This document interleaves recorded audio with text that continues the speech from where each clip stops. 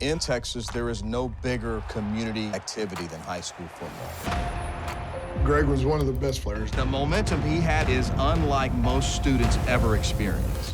I got a text message with Greg Kelly's photo, and it just said, "Do you know this kid?" There was a crime committed, according to this 4-year-old boy. I just turned numb. Like, this can't be true, this can't be true. And that's when a second victim came forward. The jury found the defendant guilty. This trial was a sham. Everyone's saying you got the wrong guy. Mr. Kelly has lied. Did you take a lie detector test? Passed every question but one. We've been on this journey to figure out what the truth is, and it's proven difficult at every turn. Initially, I was pretty convinced of his innocence. Now I wouldn't be surprised either way.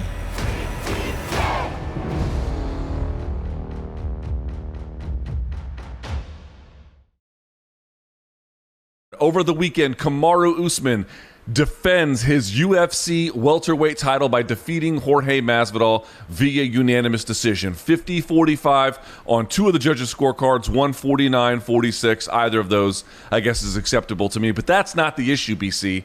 The issue is fans are upset. They're mad. Not so much at the score, but at the fight. At what they had seemed to be promised, in the way that Kamaru fought.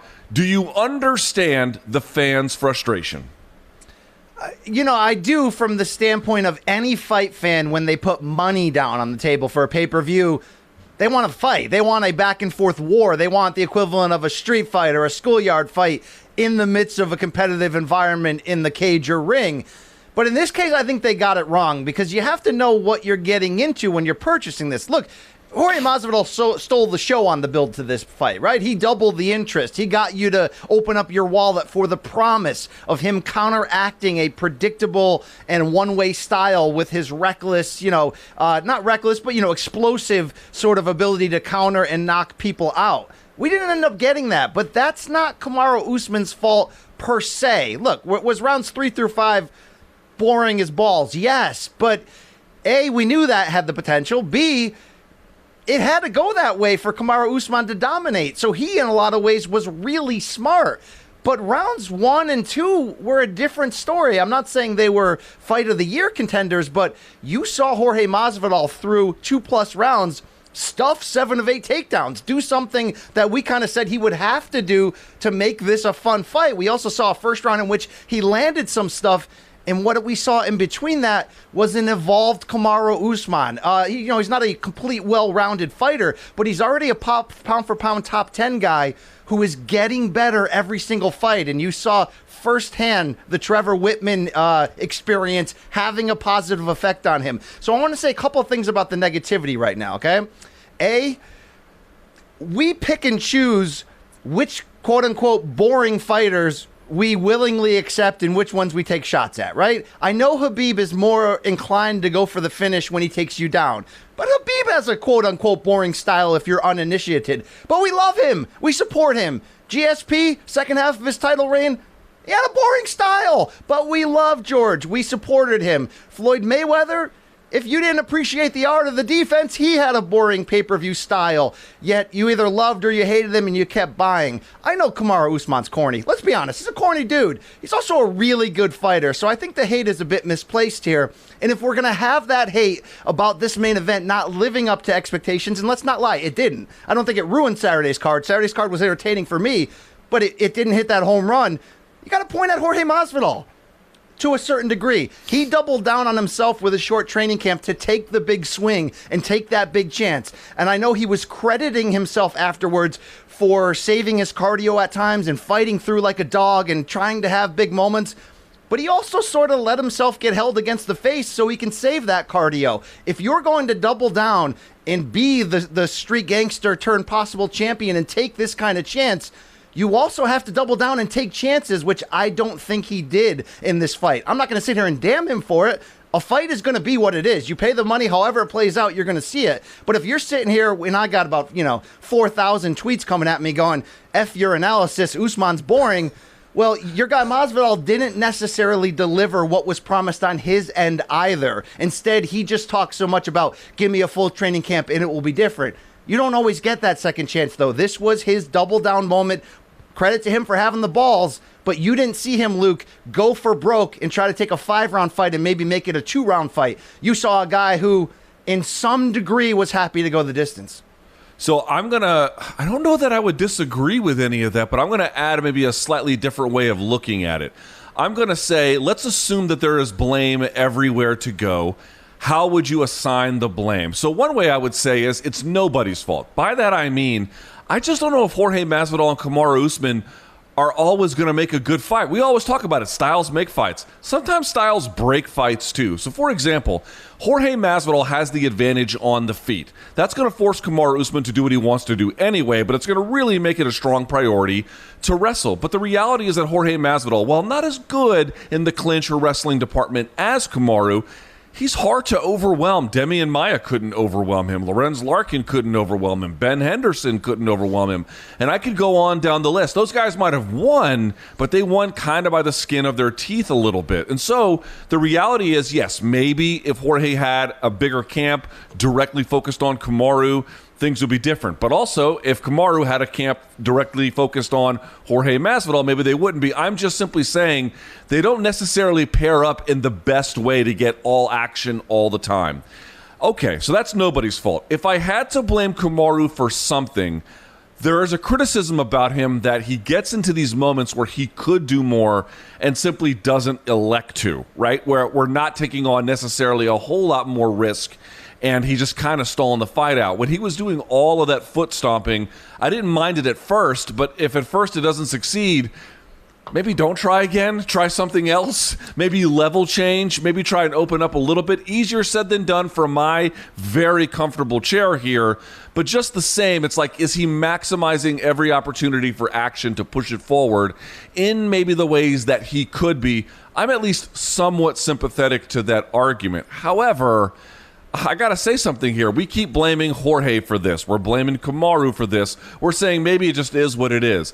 Dude, UFC, I can't believe they keep pulling this trick and that people keep falling for it. Ladies and gentlemen, understand something here.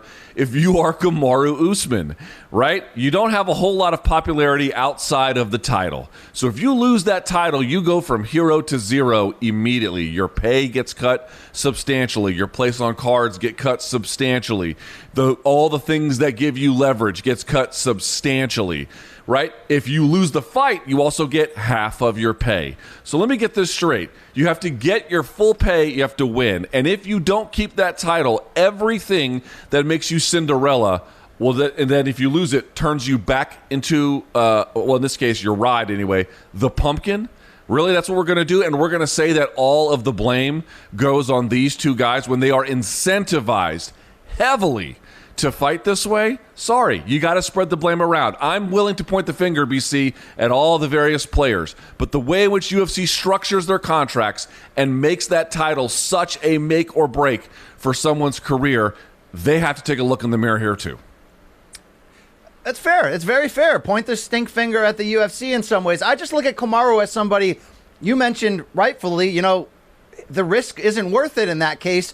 Could we get on him for not going for more finishes? Yes, but I don't see him as a guy who's boasting that he's more than he is. Yes, he's got the chip on his shoulder. He thinks he's, doesn't get the critical attention he deserves. But if you fight in a defensive, negative, or passive style, you have a limit on how big of a star you can be, on how big of money you can demand and pay-per-view, that you can drive. And I don't necessarily see him trying to brag about something he isn't. At the end of the day, if you think his style's boring, don't pay for it. And the UFC won't put him in pay-per-view main events. It kind of happened to Demetrius Johnson in that way, right? People didn't deem him with their checkbook as worth watching, for better or worse, and I think they were wrong on that, but he ended up main eventing fight nights. So that's sort of what happens in that end. I do want to say one other thing. I think people missed how much he did evolve in this fight, though. And you got to mention, so much pressure on Jorge. How about the pressure on Usman for the short notice and all that? And he was very honest at the press conference afterwards, talking about the last 24 hours was hell. He couldn't sleep for 3 days leading into that. It was just, a mind boggle. He improved in such slight ways, and I'm no Professor Salt and Pepper, right? I don't claim to have my own show in my room with a big TV and a big beard and really bad music taste and about schools getting shot up and stuff. But I could see those variations. And to hear Jorge be as humble as he was afterwards and just say, look, Kamaru was better than I thought he was in a lot of these little subtle areas, which prevented me from doing what I thought I could. You kind of have to tip your hat to a guy who is getting better every fight and may end up evolving into more of the type of fighter we want him to be, even if there wasn't enough reward on the table, as you mentioned, to try to be that guy on Saturday night. He's getting better. He's really good. You know, it is what it is. Yeah, I mean, on the one hand, when fans are like, but they talked all that smack, I'm like, yeah, Chef Boyardee says that this pasta is the best you'll have in your life. Maybe don't buy into all the marketing, number one. But okay. It's pretty damn good, though. Out of the can, pretty damn good. Listen, I'm not above Chef Boyardee. I'm just saying it ain't as good as the real thing over in Venice. But the point I'm trying to make here is, beyond just the marketing, the one thing I'll get on Kamaru about is he's like, oh, well, you hear it from Colby Covington, Jorge Masvidal is a journeyman. Really? He looks like a lot more than a journeyman to me. He looks like somebody who gave you a lot of problems. So I think that, finally putting some respect on Kamaru Usman's name is important, but Jorge Masvidal is just the same. Very quickly, because Jay wants us to move on, BC. Well, no, Jay can pound sand and get banned, because this is the topic of the week. Let me ask the question then. Where does Jorge Masvidal go next? Does he fight Colby Covington, or does he fight Leon Edwards? It looks like Gilbert Burns is probably going to get the title shot against Kamaru, which, by the way, I do think will be action-packed. But go ahead. This is the best question. I was going to spit it on you, but you hit me. In the post-fight press conference, it was surprising to hear Masvidal talk about his lust for the title for really the first time, right? He was an opportunist before then, 16, 17 years in the business. We heard the war cry. He wanted the money. Now he wants the fame and the pride to go with that, which is great. I think both of those fights you mentioned are perfect. He wanted nothing to do with Covington, but that's a great fight. Both just lost to the champion. You have built-in crap going on there, and then you obviously have Leon Edwards, who's so deserving, and oh, by the way, got punched backstage in 2019 by Masvidal. So both would make great fights, but I think it's fair to ask, if you're the UFC and you're looking at risk-reward stock, you look at fighters as stocks, right? It's fair to question which direction they'll go with Jorge moving forward, or really, Luke, which direction they should. Now, logic will tell you, if Kamaru stays on being the champion over the next 2 years, and if you look at it, it's going to be hard right now in that top 10 to pick any welterweight to beat him for how good he is. It's more than likely Jorge ends up getting a second chance at the title. It just makes sense financially. Kamaru just beat him somewhat easily. You're right, 5-0 on two of the judges' scorecards. That he's going to probably get back there. But the road to getting back there, is it smart to put him right back in against top contenders? Or is it smart to pick and choose with the real money you can make, which is the Diaz brother, Conor McGregor type route? I mean, it's one thing to hear Jorge say the direction he now wants to go. But, Luke, let's not forget he is 35 and the window isn't wide open, even though his level of fame just sort of took off. And let's also not forget the light bulb diminished just a bit, Luke. When you're that hot coming into a fight like this and you have people like me predicting you're going to win because of your momentum and the quote-unquote magic and all that, and you have that performance, it takes a little bit of that Superman element out of it. So it is sort of worth a debate. Which direction does he go next? Those two names that we mentioned, they would make a lot of sense.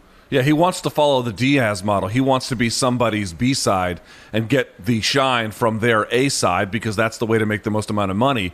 Problem is, unless he gets Diaz, and even then I'm not sure Diaz is an A side at this point anymore for Jorge or Conor. Okay, he would be that those might scratch that itch, but Diaz may be still doable. Conor, I don't think, is going to want any part of that anytime soon, because there's just not a ton of incentive given some other of the options that he has. And if you look at the other fights that make sense for Jorge, given his title aspirations, he will absolutely be the A side. And those are tough-ass fights. Colby Covington's going to be hard to beat. And I got news for folks.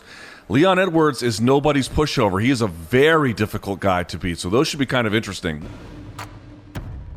In Texas, there is no bigger community activity than high school football. Greg was one of the best players. The momentum he had is unlike most students ever experience. I got a text message with Greg Kelly's photo, and it just said, "Do you know this kid?" There was a crime committed, according to this 4-year-old boy. I just turned numb. Like, this can't be true, this can't be true. And that's when a second victim came forward. The jury found the defendant guilty. This trial was a sham. Everyone's saying you got the wrong guy. Mr. Kelly has lied. Did you take a lie detector test? Passed every question but one. We've been on this journey to figure out what the truth is, and it's proven difficult at every turn. Initially, I was pretty convinced of his innocence. Now I wouldn't be surprised either way.